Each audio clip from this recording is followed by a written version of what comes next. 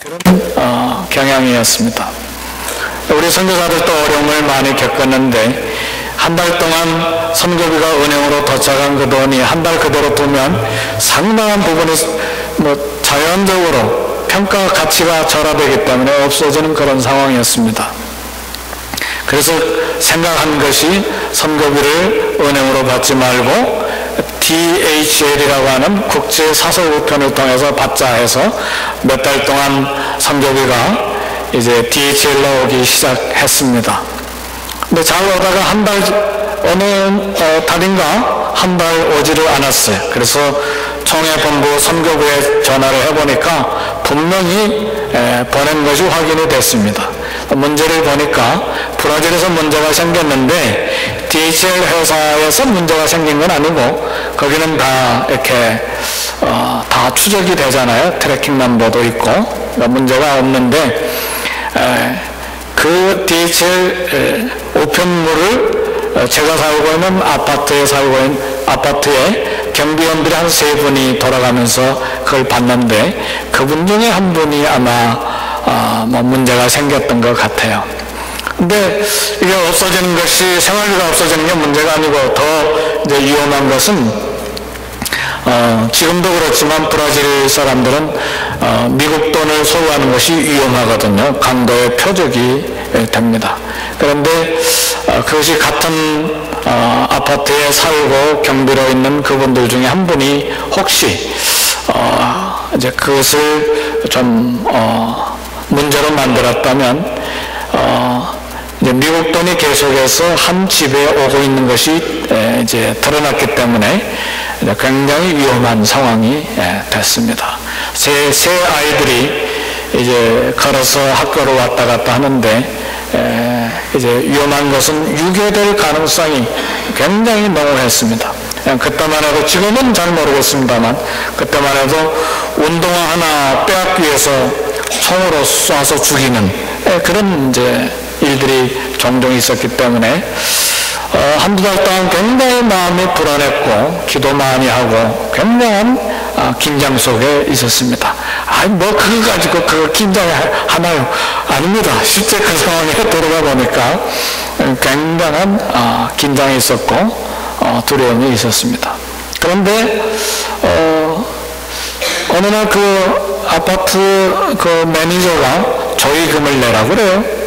그래서 이제 왜 조의금을 내야 되느냐 했더니 그 경비원 3명 중에 한 명이 34살짜리 되시는 분인데 이제 그분을 주목해서 제가 봤는데 그분이 건강한 사람이잖아요. 34살이고 젊은데 길을 걸어가다가 넘어져서 갑자기 죽었어요.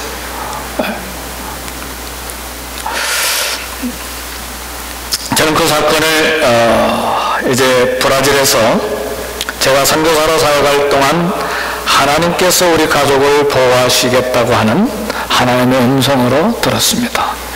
그리고 실제로 주님께서 나와 일러 가라사대 하늘과 땅의 모든 권세를 내게 주셨으니 너희는 가서 모든 족속으로 제자를 삼아 아버지와 아들과 성령의 이름으로 세례를 주고 내가 너에게 분부한 모든 것을 가르쳐 지키게 하라. 그 마지막에 볼지어다 세상 끝날까지 항상 내가 너와 함께 있으리라. 그러니까 복음을 전하러 순종한 걸음, 그 순종의 걸음을 간 사람들에게 약속된 말씀, 핵심적인 말씀이 볼지어다 세상 끝날까지 내가 너와 항상 함께 있으리라. 그 약속의 말씀을 따라서 보호하시겠다고 하는 하나님의 음성으로 제가 들었습니다. 우리 삶의 주변에서 일어나는 여러 가지 일들이 있는데 대수롭지 않게 우연히 일어난 사건들로 넘겨버릴 수가 있습니다. 그러나 저는 제가 만났던 사건을 하나님께서 적극적으로 개입하신 사건으로 인식을 했습니다. 분명히 그 사건은 하나님께서 약속의 말씀을 따라서 한 선교사의 가정을 보호하시고 계심을 보여주신 놀라운 사건이었습니다. 대부분 선교사들이 가수 강도를 만나고 어려운 사건을 1년 안에 만나면 철수합니다. 대부분이 철수하게 돼 있어요. 견디지를 못하기 때문에 하나님께서 다행히 어려운 일이 없도록 3년 이상을 보호하시고 마지막 18년까지 약속의 말씀대로 보호를 해 주셨습니다. 이런 생각이 이제 우리의 믿음입니다. 저와 여러분들의 미국에서 사는 우리 모든 교포들의 삶도 믿음의 행진입니다. 선교지뿐만 아니고 우리 모든 삶의 여정이 다 믿음의 여정이요 믿음의 여행인데, 이런 생각을 갖는 것이 바로 믿음입니다. 우리는 늘 생각을 믿음으로 채워야 되는데, 우리의 생각은 우리가 점령해야 될 영적 고지입니다. 왜냐하면 우리 생각은 늘 치열한 전투 현장임을 우리가 알 수 있어요. 낙심하고 절망하고, 때로는 희망을 갖다가도 때로는 낙심하고 염려하고, 그런 생각이 늘 우리 속에서 싸우고 있기 때문에 우리 생각은 치열한 전투 현장이나 점령해야 될 영적인 고지다, 그렇게 말할 수 있습니다. 예를 들면 내 생각을 사단이 점령하면 나는 사단의 뜻을 따라서 생각하기 마련해요. 베드로가 주는 그리스도시여 살아계신 하나님의 아들입니다, 성령의 뜻을 따라서 고백할 때는 그의 생각이 성령에 지배되어서 성령의 말을 했지만, 그러나 사단이 그의 생각을 지배했을 땐 주여, 주님께 그런 일이 있을 수가 없습니다, 십자가 지지 마십시오. 그럴 때에 우리 주님이 사단아, 너는 사람의 일을 생각하고 하나님의 일을 생각하지 못한다, 내 뒤로 물러가라.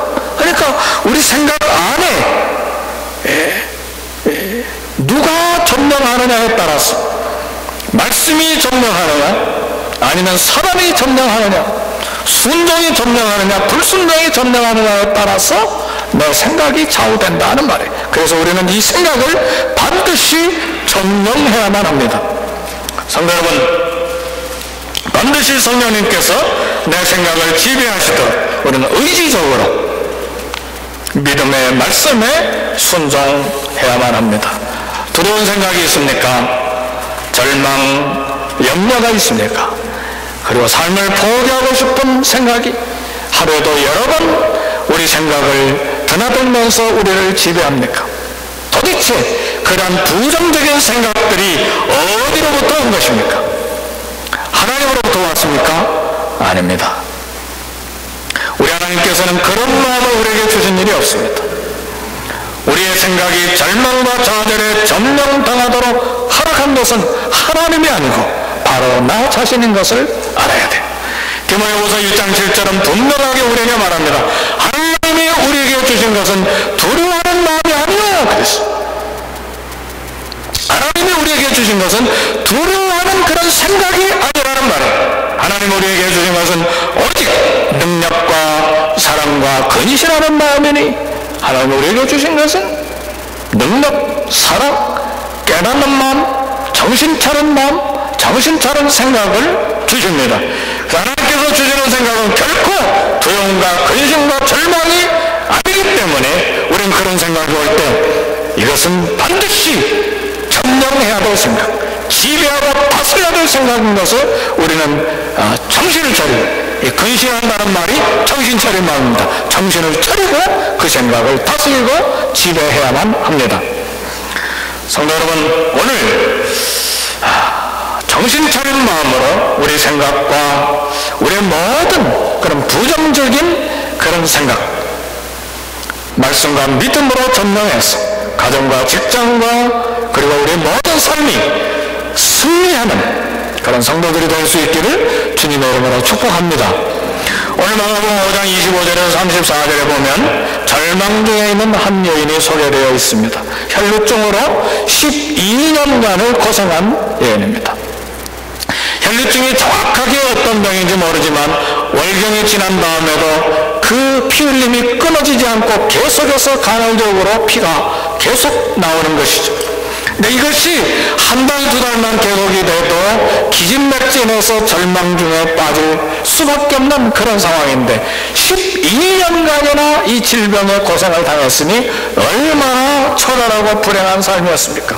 5장 23절에서 26절에 보니까 상황이 더 악했어요. 돈도 다 떨어지고 의사들도 포기하고 병은 오히려 깊어진, 조금 더 효험이 없고 병이 깊어진 최악의 상황 가운데 있었습니다. 사랑하는 성도 여러분, 이런 상황에서도 우리 하나님은 살아 계십니다. 사실은 내가 경험해보지 아니한 질병은 내가 감각할 수가 없습니다. 아유, 힘내세요, 건강하세요 말은 하지만 당신이 한번 경험해보세요. 정말 그 아픔은, 참 약해진 마음은 누구도 이해할 수 없는 상황이죠. 그러나 이런 상황에서도 우리 예수님은 우리를 도와주시기를 원하시고 그런 질병에서 우리를 건져주시기를 원하십니다. 믿음으로 주님께 다가오기를 원하십니다. 혹시 성도 여러분, 절망이라고 하는 낭떠러지의 이 바짝 그 끝에 서 있지는 않습니까? 그 절망 중에서 이제는 인생을 포기하고 있지는 않습니까? 그러나 오늘 본문의 말씀을 통해서 우리는 결코 포기할 수 없다, 꼭 결단하시기를 주의 이름으로 축복합니다. 그 낭떠러지기에서 막 떨어지는 그 순간에 하나님께서 하늘 높이 상하도록 두 날개를 달아주실 것입니다. 비상하다고 날개를 달아주시는 분이 바로 우리 예수님이십니다. 그러므로 우리의 생각을 믿음으로 점령해야만 합니다. 내 생각을 믿음으로 채워야만 합니다. 12년 동안 혈육병으로 앓았던 이 여인이 고침받을 수 있었던 중요한 이유는 그의 생각을 믿음으로 가득 채웠다는 사실입니다. 그리고 그 믿음으로 주님 앞에 나갔습니다. 오늘 본문 5장 34절은 말합니다. 예수께서 가라사대 따라 내 믿음이 너를 구원하였으니 평안히 가라. 내 병에서 놓여 건강할지어다. 병을 고쳐주신 분은 누구세요? 예수님인데 우리 예수님이 그러나 말씀하시기를 뭐라고 말씀하셨냐면 내 믿음이 너를 구원하였다고 말씀하셨어요. 주님을 믿는 믿음이 병에서 놓여 건강하게 만들었다고 우리 주님이 말씀하신 것입니다. 우리 예수님께서 변화산상에서 내려오실 때 사도 베드로, 야고보, 요한 이렇게 변화산에 있다가 내려오셨는데 많은 나머지 제자들과 그리고 바리새인 서기관들이 모여서 옥신각신 다툼하고 있었어요. 한 아버지가 아들을 데리고 왔는데 어렸을 때부터서 귀신이 들어서 참 어려운 상황에 있었어요. 말도 못하고 듣지도 못하고 더 악한 상황은 이 귀신이 이 아이를 죽이려고 불에도 던지고 물에도 자꾸 던져서 이 아버지가 막 초죽음 상태가 된 거예요. 그래서 제자들에게 데리고 왔는데 제자들이 고치지를 못하니까 이 바리새인 서기관들이 이제 옥신각신 이제 다툼하게 됐습니다. 네, 이 아이의 아버지가 예수님께 이야기했어요. 무엇을 할 수 있거든 우리를 불쌍히 여겨서 도와주십시오. 그랬어요. 무엇을 할 수만 있으면 좀 도와주세요. 해결책이 있으면 좀 뭔가 좀 해주세요. 이때 예수님께서 이 아들의 아버지의 생각을 수정하셨어요. 이 아버지의 생각에 믿음을 심어주기를 원하셨어요.